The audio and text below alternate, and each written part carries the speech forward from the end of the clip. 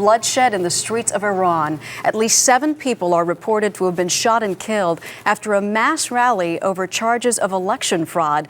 But the clerics who rule Iran have made one very significant concession this morning. CBS News correspondent Elizabeth Palmer is in Tehran with the latest. Good morning. Iran's Guardian Council has ordered a recount in contested areas, although it's hard to see how a limited recount would reverse President Ahmadinejad's sweeping victory.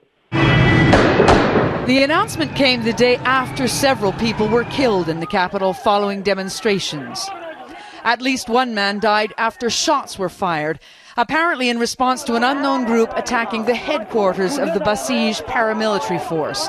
And reports say several more had been killed the previous night at the University of Tehran. But there was no violence at the biggest rally the city has seen since the 1979 revolution. Tens of thousands of opposition supporters, mostly young, marched to Freedom Square. It was a happy crowd to start with, and people relaxed even more as it became clear riot police were under orders not to interfere. They all came to see this man, the defeated candidate Mir Hossein Mousavi, who hadn't been seen in public since last Friday.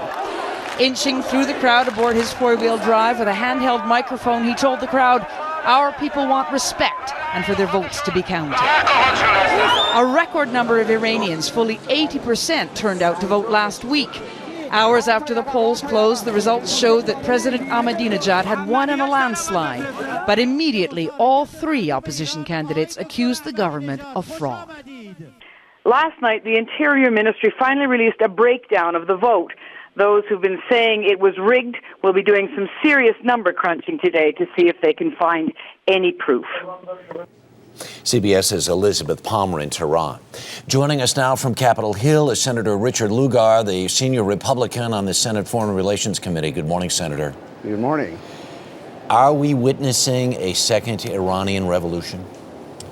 Well, certainly the clerics who govern Iran hope not, but they are in charge. They are the government. The election is interesting, but not decisive. And the clerics essentially have had a truce of sorts with the young people of the country. That apparently is in jeopardy. The clergy recognize this, and this is why I suspect they've made the concession of more vote counting.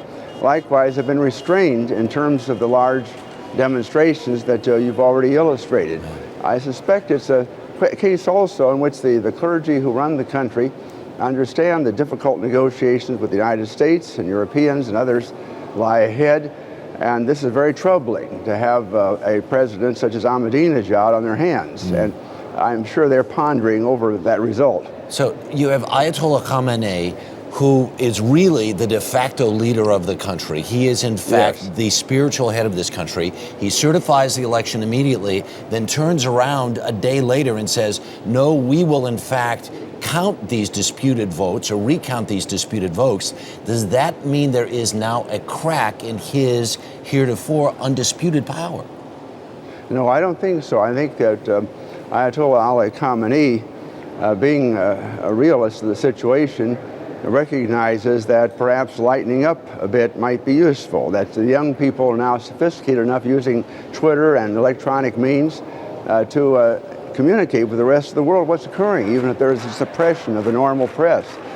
So as a result of that, I think the Ayatollah is hopeful that he's not going to humor the young people, but he's going to try to lessen the parades that they're having, which are taking the same route as the 1979 revolution, and that is rather ominous for the Ayatollah. Right. Some Iran watchers say that, in fact, Ahmadinejad has tremendous support among poor people, among civil servants, among former members of the National Guard there. Is it possible that the election is, in fact, what he says it is? It is possible that he had a majority of the vote.